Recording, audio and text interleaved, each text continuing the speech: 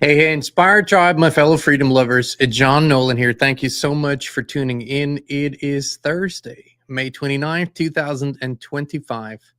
Out of the matrix into prime reality. That's where we're going. Thank you for joining us on X Rumble and YouTube in the live chat. Our wonderful moderator, Ronnie, thank you so much. And everyone else, of course, Christine, the wise thumbs in the live chat, and all of you beautiful spirits joining us again to sort of a part two of yesterday's show.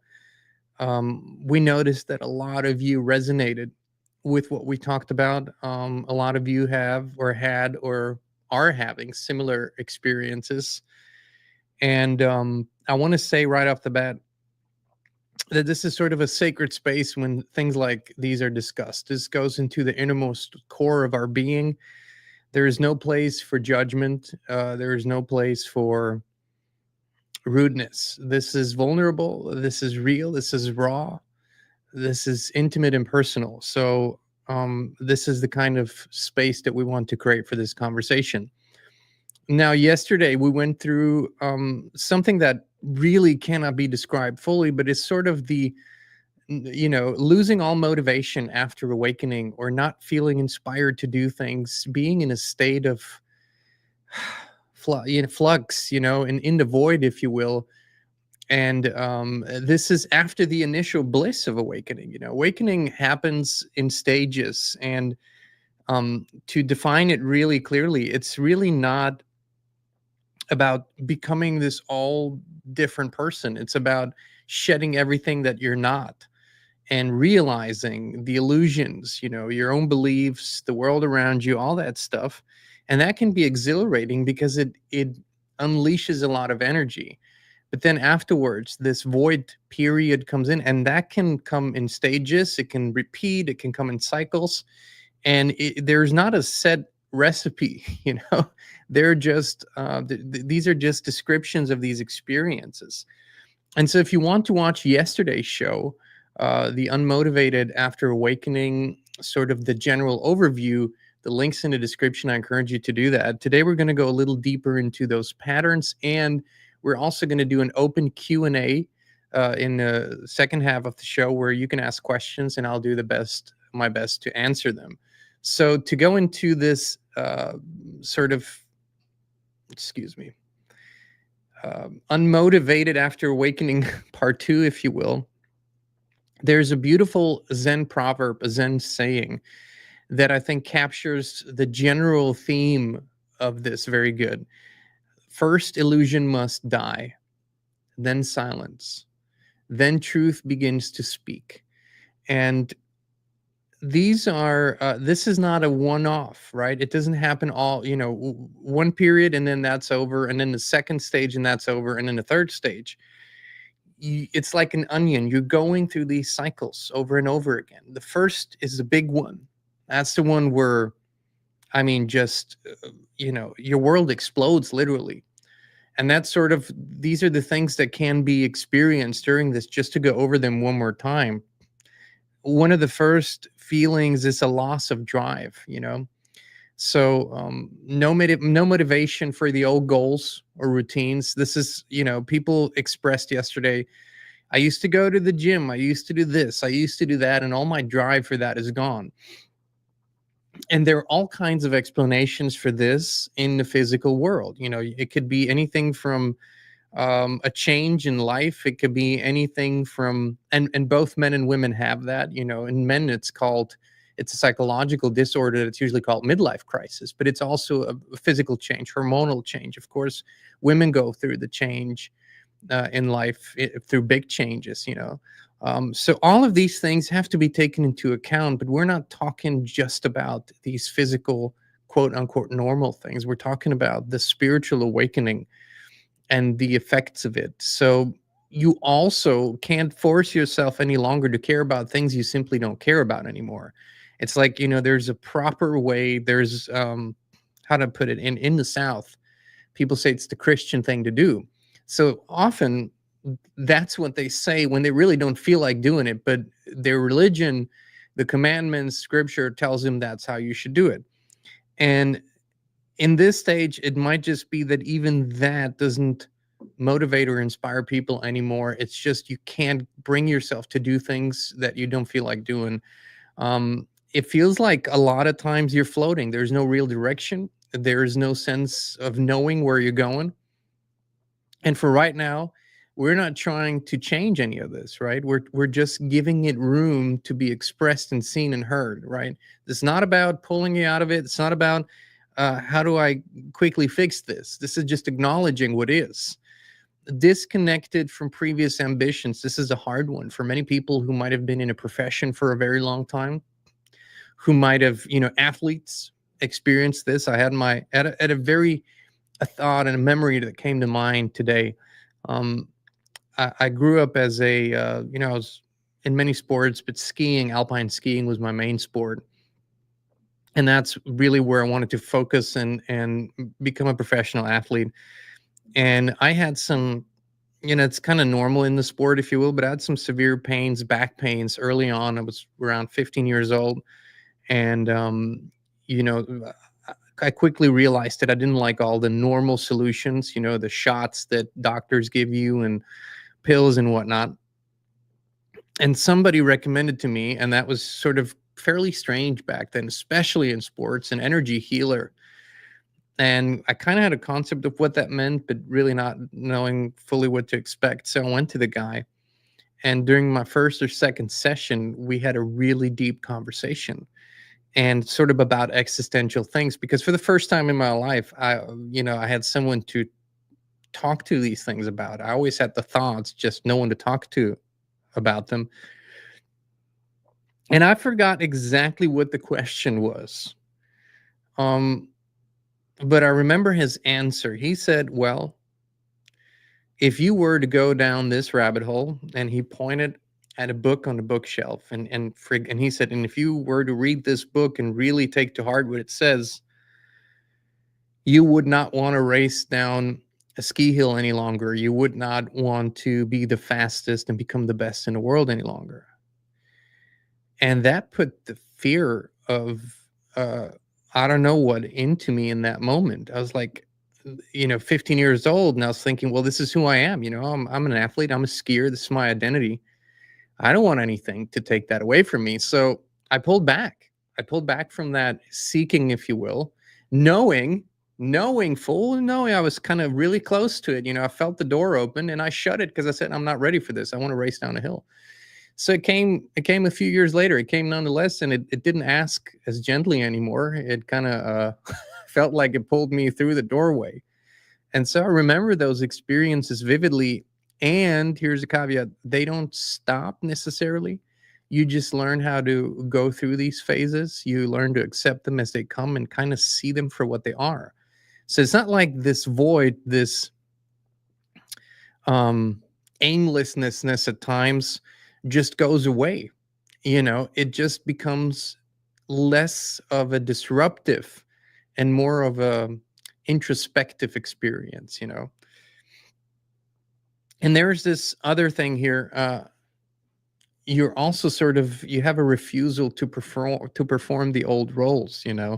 And what are those roles? Especially if you are sort of don't have young children anymore that need you on a daily, and where you are the caregiver. There are other roles that we have in life, assumed or after a while sort of given by others, whether that's the shoulder to cry on, the caretaker, fixer of problems, the giver of money, whatever those roles are.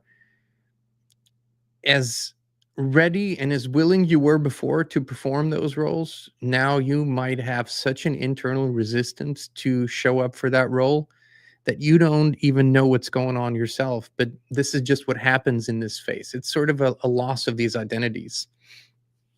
We discussed this partially yesterday: loneliness, disorientation, relationship shifts, feeling alone even when others are around you. You feel like you don't really have anyone to talk to about these things, right? How do you explain something that you've never experienced before? And you don't even know if anyone else has ever experienced this before, at least of the people um, the deep desire to feel real connection, and sort of even discovering what that means now. The things that you might have been and people you might have been connected to before, that might not fit anymore. So what does that mean now? Where is that connection coming from? Where's that feeling? Where's that fulfillment coming from? Those are all experiences. Time feels often strange, sort of meaningless. You're having a hard time figuring out what date it is or why even count. It's all those things come through. You're just like, does it really matter what freaking day it is? Ends in a Y. It's good enough for me. And what does it matter what we call the month and the day? None of these things are uncommon when you go through the awakening to illusions and seeking for truth. Things that were so clear, so logical, you thought those were going to be patterns for your entire life. They dissolve. You have no interest in them any longer. There's not just It's not just the emptiness or the void of those things disappearing. It's asking yourself, well, if I don't like these things anymore, who am I? How do I relate to the world? All of these questions come up. And of course, relationship shifts. I mean, these are massive because you still look like the person that you used to be, and you still answer to the same name, and you're still mom and wife or brother and uncle and whatever. But the way that people see you and the expectations that they have towards who you're supposed to be, who they know, you can't blame them. And your complete inner shift, it just creates all these ripples, right? And for a while, you can continue to show up as the role. You know how to play it. You don't want to upset the order. You don't want to make them look at you weird, but it's not cutting it for very long. It's not something that after a while you start asking yourself, is this how it's going to be? I have to pretend to be someone I'm not anymore to fit in. I have to still talk about the same surface level things with my friends that don't really interest me any longer. I don't want to gossip and talk about someone else anymore. I really don't give a rat's ass if the neighbors have a new kitchen wall color. I mean, all those things that becomes a problem. And especially in our most intimate relationships, if our partners do not go through similar experiences or grow with us or are even willing to sort of grow and expand, then those are all deep, deep questions and even points of sadness. Completely normal in this phase. Emotional swings, you can sort of move from sadness to awe to excitement. And maybe think of it this way. Yes, on paper, you're an adult. On paper, you have plenty of decades or years of experience, but you're like being rebirthed.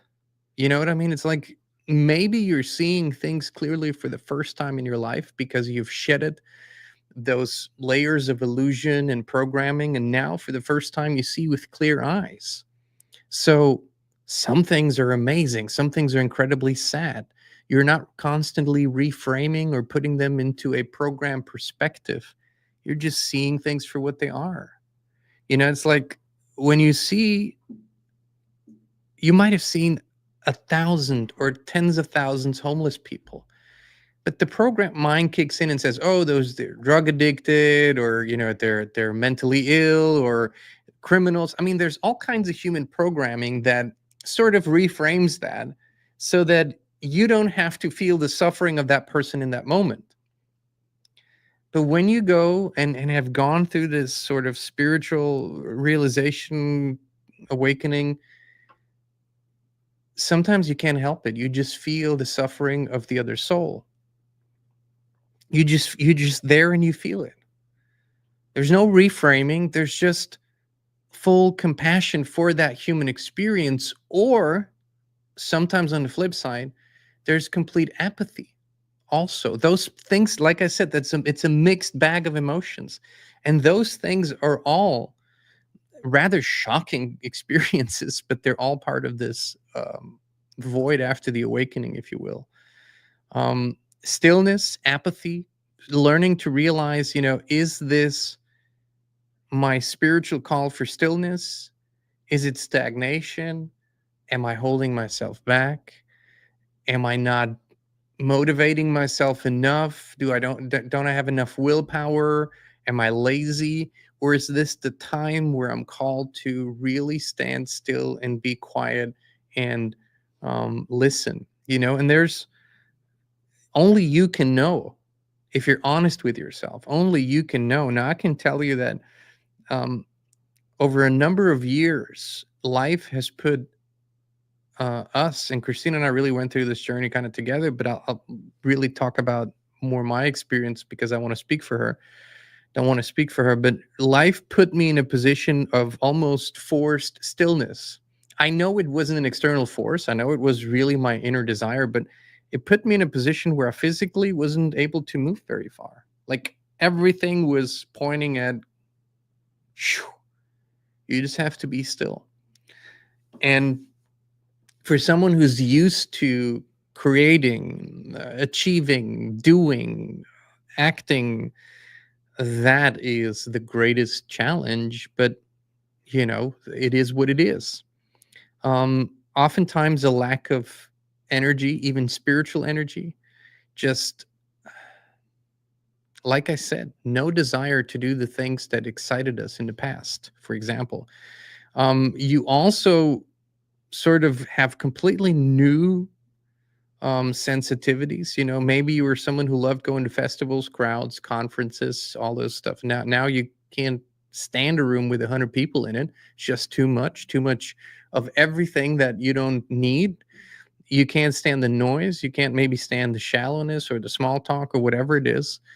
It repels you. Even foods you used to like, things you used to watch or listen to, music, artists. I mean, this is like literally a dissolving of an entire persona. It's a dissolving of a personality. And to the world, it's horrible. The world thinks you are in a horrible place. I mean, look at John. He doesn't like going to festivals any longer. He doesn't enjoy being in a sweaty crowd jumping up and down to some song that doesn't really say anything. How does the guy live? He doesn't drink. Like, what's the point? You don't go to a bar on the weekend? Like, he's not excited about, I don't know, the whatever team, and he doesn't go and watch a game anymore. To the world, it seems like everything that's fun and everything that's good and everything that's great, you are now not participating in any longer. And to the little judge inside of you, the inner critic, you're also losing it. It's like, come on, you used to love all this stuff. What's happening to you? Physical sensations. I mean, a lot of people have ringing in the ear, tingling, fatigue. I mean, there's all kinds of things that are happening to people. And like I said before, it, really view it as a rebirthing or a new birthing. I mean, you would have these sensations when, what you are becoming, the real you, so to speak. It's a completely new experience in this lifetime. And more often than not, people needing more solitude, more nature, they can only tolerate so much company for so long, even if they used to be very social people. Those are all very, very normal things. And here's really, if you want to have it very compressed, I would say you are not broken, but you're breaking through. Like, there's something, there's the realness of you, which is basically unlimited in your being, and then there is the human identity, which is limited, fairly small, compressed, boxed in. Now, when that real you wants to break through, there is a conflict, but just where the cracks are, your light shines through and you're starting to really expand. And that is literally a painful process. And to not honor it, to not see it for what it is, and maybe more importantly, realize that really what is happening in many ways is a process of grieving. And you might be familiar with the 5 stages of grieving, developed by Elizabeth Kubler-Ross in the 60s. It's become sort of a famous model, but it's very true, and it absolutely applies to this void after the awakening, because you are grieving. I mean, think about it. Let's be completely honest. At one point, most people were fairly plugged into the program, and maybe even successfully plugged into it. Maybe they had some sense of meaning and purpose and position and status. Not overly egotistic. They had their place, and they fit in, and they fulfilled those roles, and they did it with pride and with love, and they were doing the right thing, and they were patriots and Christians and whatever other label. And you accepted the world for what it is. You played by the rules as good as you could, and you filled out those forms, and you did what you were supposed to do, and you were good at it. And now, for whatever reason, you've seen it for what it is. That doesn't mean that you beat yourself up about what you did, or that you were bad for doing it, not whatsoever. You're just seeing it for, this is the game that is being played in this world. And you are now seeing it for what it is, not an ultimate solid reality, things etched and chiseled in stone, but for something that was created, an illusion, if you will, and that doesn't ring true for you anymore, less and less. So the first thing that happens is sort of a denial. You know, this all can't be true. It can't be that. Like, you feel it, you see it, you find the evidence, but it can't be true. I mean, it must be real. People are living for it, fighting for it, killing for it, dying for it. It must be real. And this belief is sort of, it's a protection mode of the psyche. The human psyche will protect you from the truths that you're finding, because it's programmed to keep you going, keep you alive, keep you in the program. Anger, you go into anger, and like I said, these phases are not linear, and it's not like you can jump between them. These are just 5 stages. Anger is a big one. We get angry at the world. We get angry at the Illuminati, the Rothschilds, the non-physical entities, the Bill Gateses, and all the other people that we find that are psychopaths, don't get me wrong, but ultimately, when we stay in this anger, we move between anger and vengeance and revenge fantasies, and it's like, okay. Oh, are we frozen? Can you guys still hear me? Or have we lost connection here?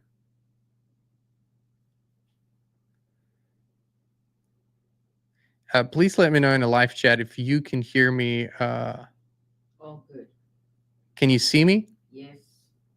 Well, let me just do something here for a quick moment. Hear you. Yes, I can hear you. A commercial popped in. Yes. Sorry about that. We're back. Yeah, Yes, we're you just froze. Okay, I froze. Let's I heard you from Indonesia. we're just trying to figure out the camera situation here. So give us just one quick moment.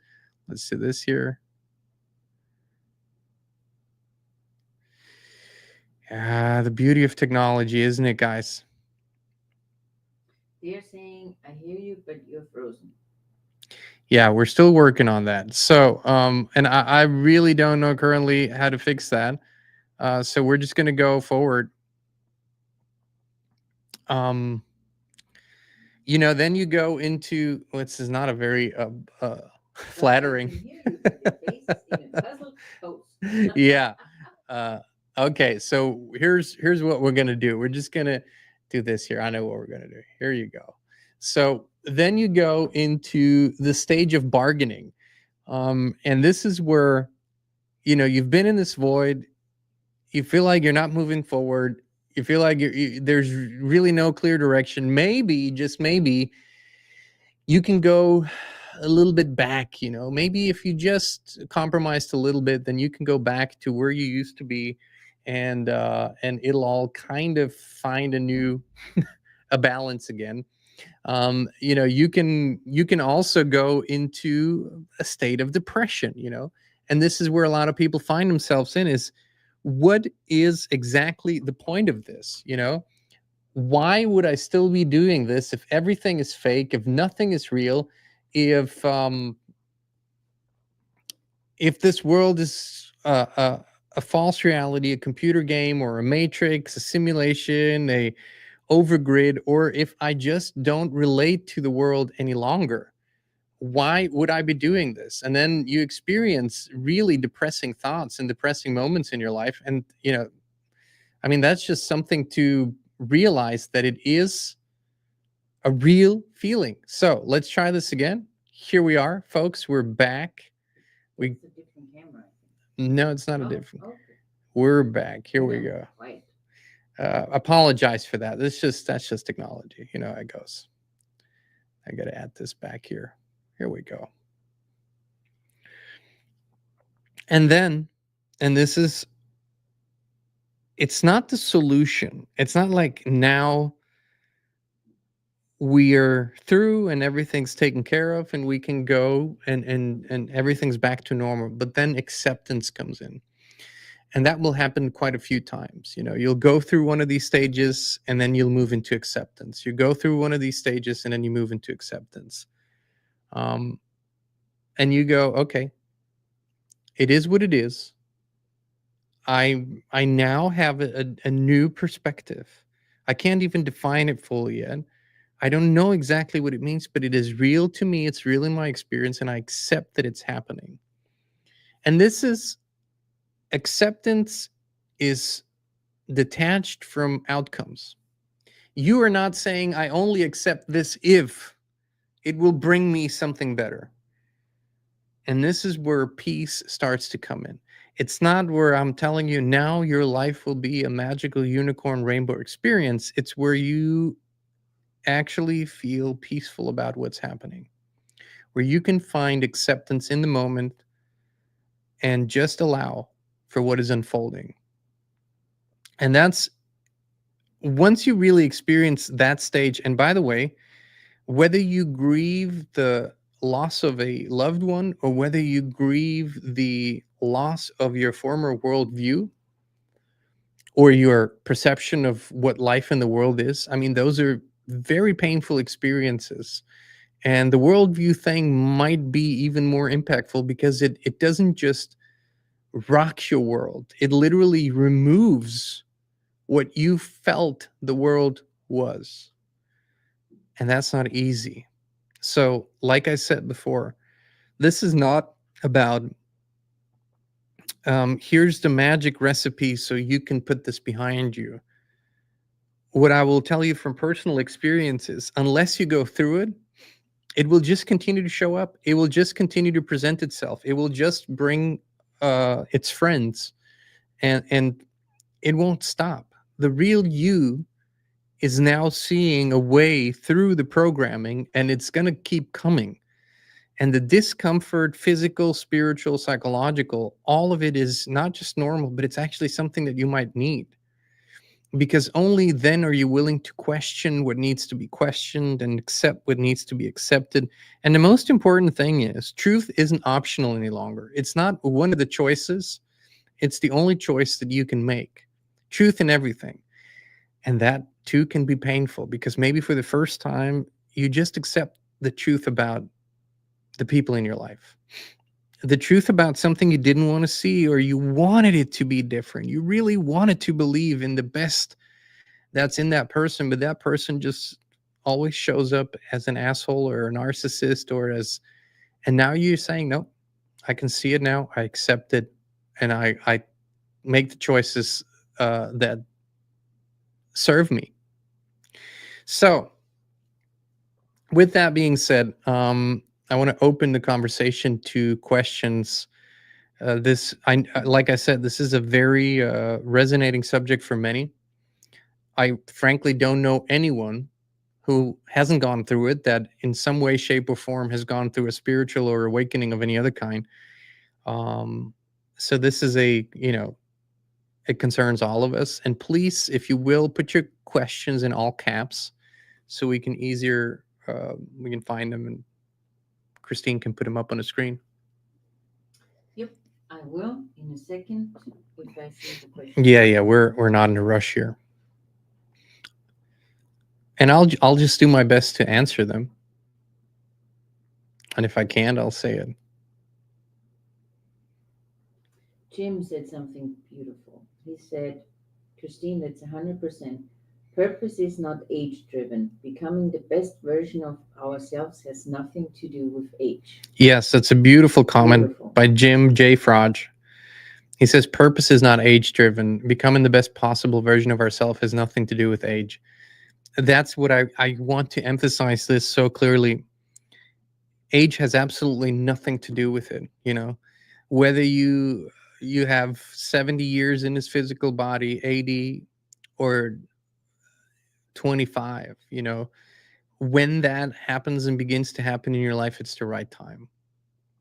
And while you guys are uh, okay, we have the first question. Good. James, do you think geomagnetic storms are caused by satellites? Um, Totally off topic, James, but I don't know. Here's a I don't know. What I can say is that um, our friend Dane Wigington from geoengineeringwatch.org, who's been observing the entire sphere of influence, you know, on weather, climate, and even the bigger systems at work, has told us a while ago we don't have any natural climate and weather processes in place any longer. So whether that applies to a geomagnetic sphere, to the geomagnetic sphere, I would say most definitely, because everything is connected. So, and to say anything in this realm is purely natural any longer, I don't see that. Ria, Jean, what do you remember about prime reality? I have memories too in my heart.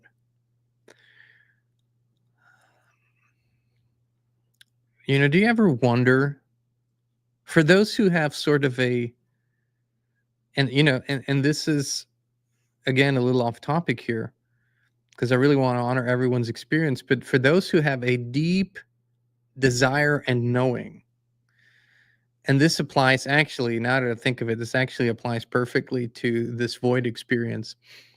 For those who have a deep desire and knowing about what life can be, where does this come from?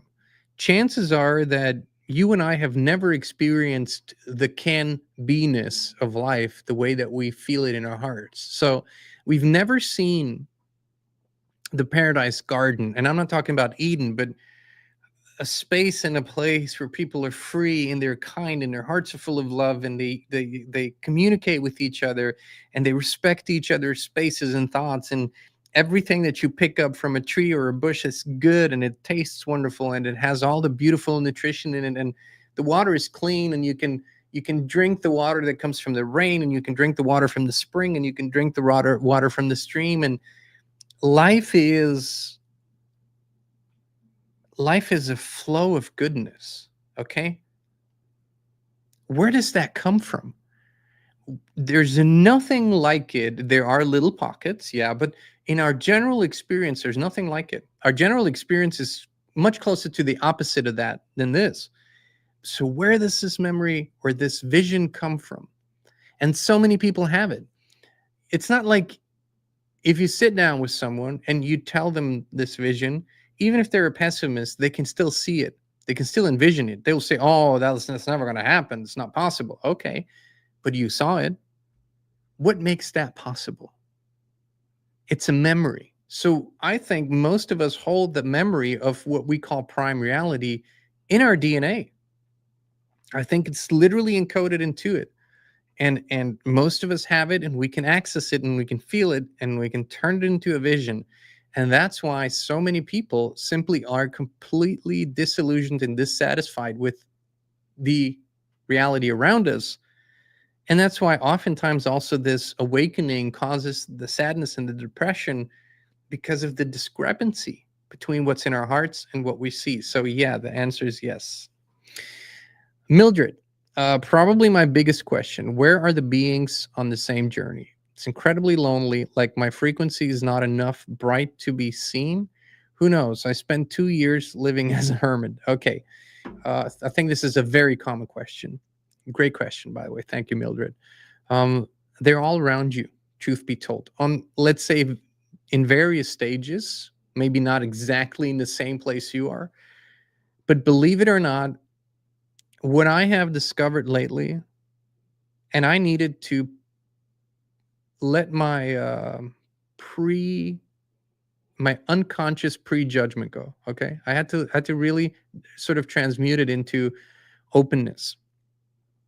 Chances are that you are going to have a conversation with someone, short or long, and that if you didn't put them in a particular box after 2 or 3 sentences, quote unquote, oh, they're just a normie, or that's a such and such believer, a cult follower, whatever. I mean, whatever boxes there are, if we don't prejudge those people, on some level, they can feel it. They feel that we're open. They maybe even feel enough trustworthiness that they might share something or answer honestly if we ask them something. And I've recently experienced this on numerous occasions with people where I wouldn't have expected it. That they will tell me, I've gone down plenty of rabbit holes and this interests me and this frequency thing and this consciousness thing. And I just go, oh, there's so many more of us than you might think. So Mildred is always, I don't think that your light isn't bright enough. It's more the limitations that we subconsciously put on people that oftentimes keeps us from seeing that, oh, there's much more there. Plus, she might want to join locals. Yeah. Okay. This is a wonderful. We have a beautiful community of those bright lights on locals, and they're starting to connect, and they have regular calls, and some people are meeting in person. And that's at inspired.locals.com. And we really didn't know. We thought it was just going to be an uncensored platform, but it turned into this high vibing, beautiful community. So that just might be something to look into. Gay Hodgson. I find it difficult to trust anyone or anything these days. Any suggestions how to deal with this? Let me ask you this. If you go and if you just have a first conversation with someone, let's just start there. How much trust, like how much trust do you need in that moment to give them? Like what are you afraid of, in other words? If you are present with that person in the moment, like really present, you're here, you feel it, you're present with your eyes, with your ears, you have perfect guidance as to what to say, what not to say. You will be immediately alerted to red flags or have a sense that you shouldn't believe that person. It's really about trusting you fully. If you feel like you can't trust anyone around you or anything, then really the question is, how much do you trust your own intuition and your connectedness? And that to me is a sign. And since I've gone through that too, where I go, you can't trust anything. Everybody's dishonest, consciously or subconsciously. So I would really say, tune in with yourself, honor that intuitive part of you that knows the truth at all times, and learn how to connect with that if you feel you're disconnected, and trust it fully. That's the journey. And then the external world and how to deal with it will reflect that.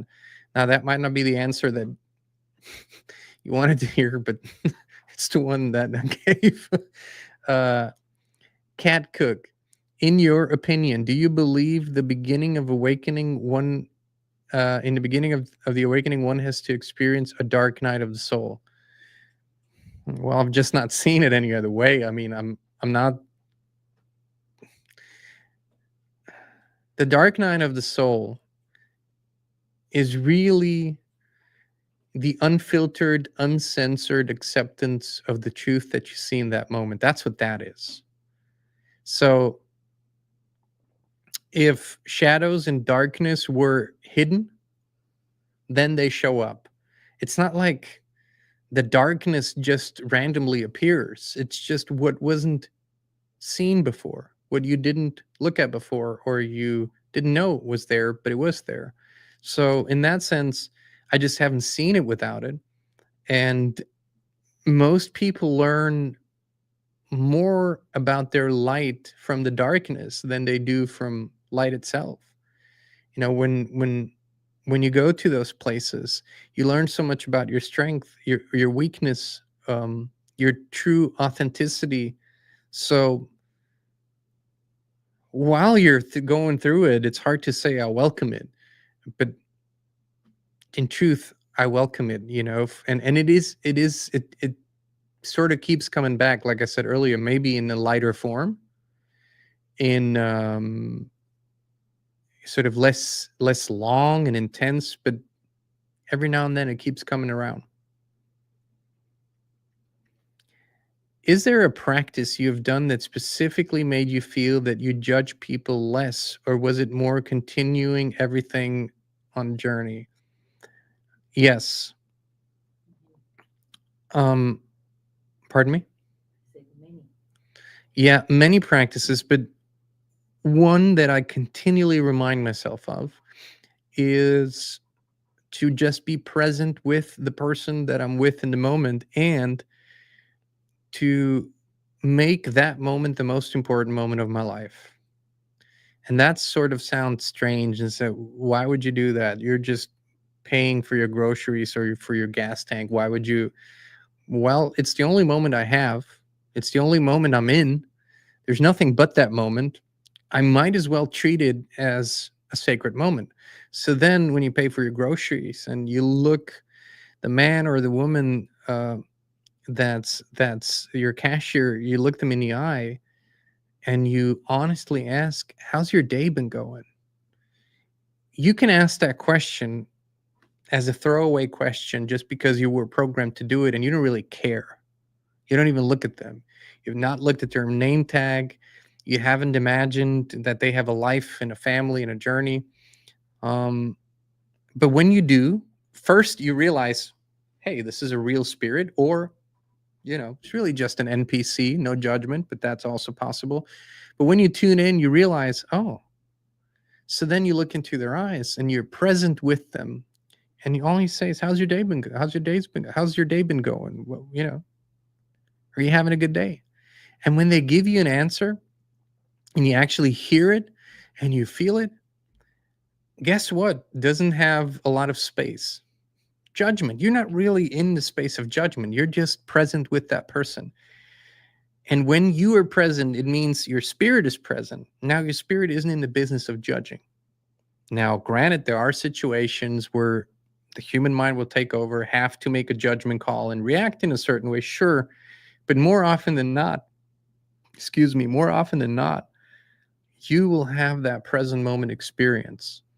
And that is uplifting in and of itself. And when you do that 2, 3, 4 times a day, your day goes completely different. Their day goes completely different. And judgment just didn't have a whole lot of a role to play in it.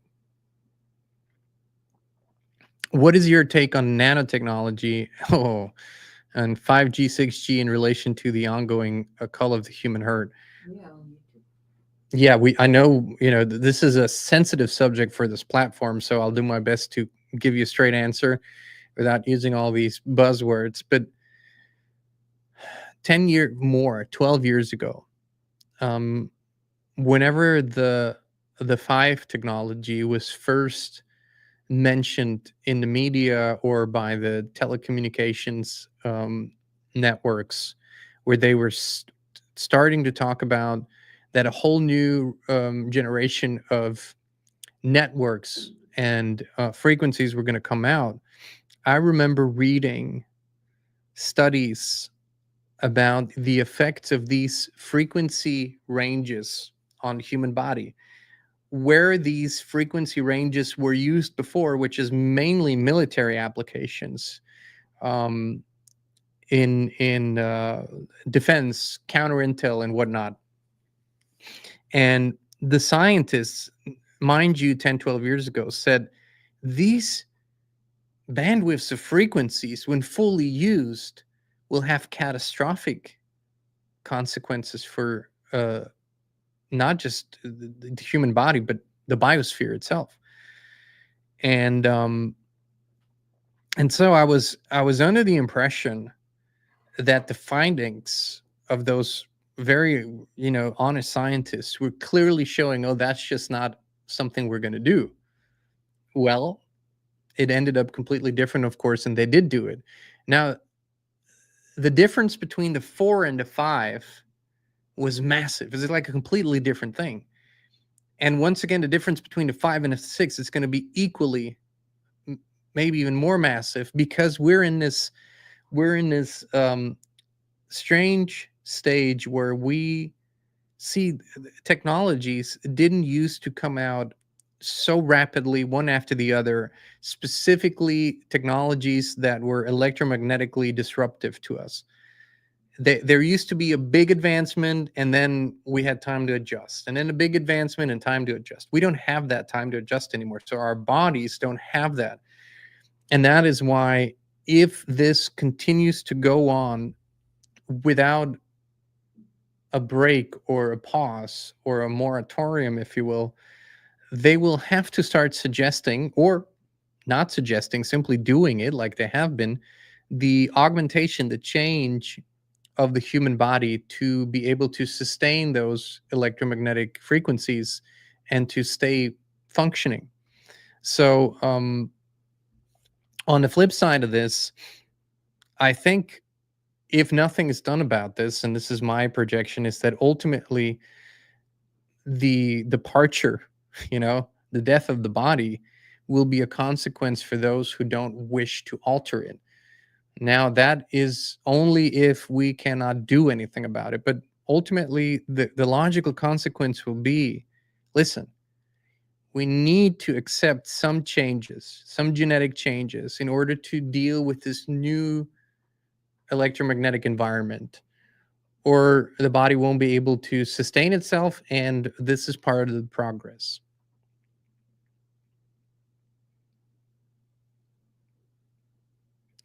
The black goo, I'm not sure what you're referring to. I think you are. And if that's what you're referring to, again, these are all really, really better questions for another platform than this one here. Hold on. There you go. How can you make different choices and take different paths when so much of your life is tangled up in processes that don't go away easily? I think the answer is in the question. And nobody said it's easy. That was not part of the discussion, but I'll tell you this. And I wanted to say this through the show, and thank you for sort of reminding me. I would encourage everyone, that is going through any of these stages that we discussed. Here's one thing that I wouldn't do. If you have bills to pay and expenses to cover your basic needs, I wouldn't go and quit everything. Because in addition to what you're already going through in this transitioning period, you're going to have the added stress of survival. And that is not conducive to this entire situation. So it's more about finding, for the time being, finding a more loving place to do whatever you're doing now from, and to accept it as part of the journey until another door opens. So that this is just on that front. That is my very, very honest recommendation. You can go the survival route, but it's going to make everything that much more intense and difficult. And to answer your question, we believe in baby steps. We believe in one thing at a time. The thing with this awakening process is that because the veil is lifting and the fog is lifting, you feel like everything is falling apart all at once and everything has to change, and you have to, completely change everything because everything is repulsive and you can't deal with it. But if you do it in a more orderly way, like one step at a time, oh, okay, so I got this and it feels like, oh, we've changed this positively, and then you go to the next, and then you go to the next. Things are going to be much more manageable, and the path will appear. Baby steps to me are the key. Mildred asks, Gigi Young recently talked about the dangers of AI and technology as it can be used by dark entities to communicate. Others talk about AI being the actual Antichrist. Do you have any thoughts?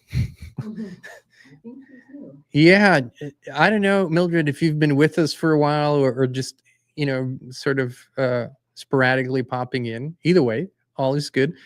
We talk about this a lot. My thoughts on AI I've expressed in many, many shows, and I continue to. As a general short statement, we don't need it. There's nothing that we need about AI. Let's make that clear. So once you realize that, all the other stuff answer sort of, it's a self-answering question.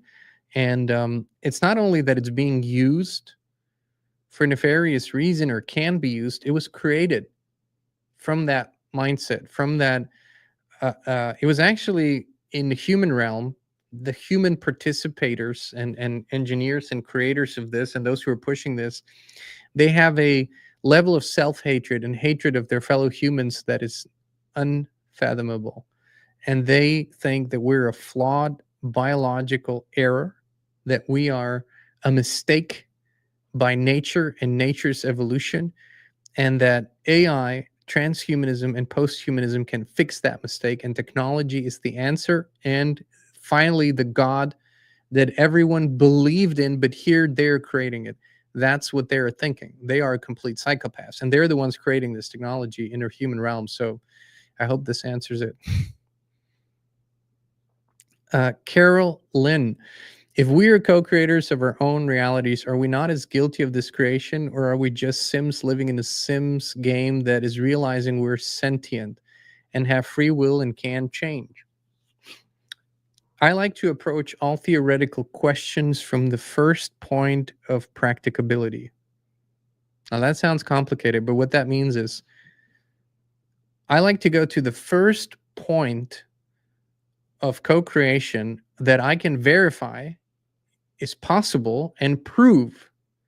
And that means all of these theoretical concepts about what we do or do not create start in your own little reality bubble, and practice your power as a co-creator, and begin changing your reality your reality bubble according to your true, authentic intentions and desires. Okay, the true ones. Now, give yourself as much time as you need, but go and create those changes, co-create those changes, create a reality bubble that you've actually consciously created to a large degree. So then you have proof of concept, whether that's even true, whether that's possible, whether we are the creators of our own lives. And when that kicks in, then probably the concept of more collective co-creation will begin to reveal itself. But that's the first point of practicability that I suggest everyone visits. Michael, hey brother. Is there any help to protect those who have the bioweapon within from this obvious switch of 5 to 6? I personally don't go near those whatsoever, in which it's like 90%. Are you saying to protect from those or protect those people? Well, the way that I see it is there is full free will and personal responsibility. So whatever choices someone made and they're now realizing might not have been a good choice, I would suggest they take the proper action, gather, find the proper knowledge and information, and do what they can with what they have where they are. I've talked about this many times and people get really upset. But, if I were, I'm giving you a very simple example that many can understand that. If I weren't the happiest married man that I am and father, and if I were single today, I'd rather stay single my entire life than be with a woman who has had the procedure. Now, people can say I'm discriminating or whatever, but that's the reality. I'd absolutely fly solo all my life before doing that. So That tells you what I think has happened and unfolded.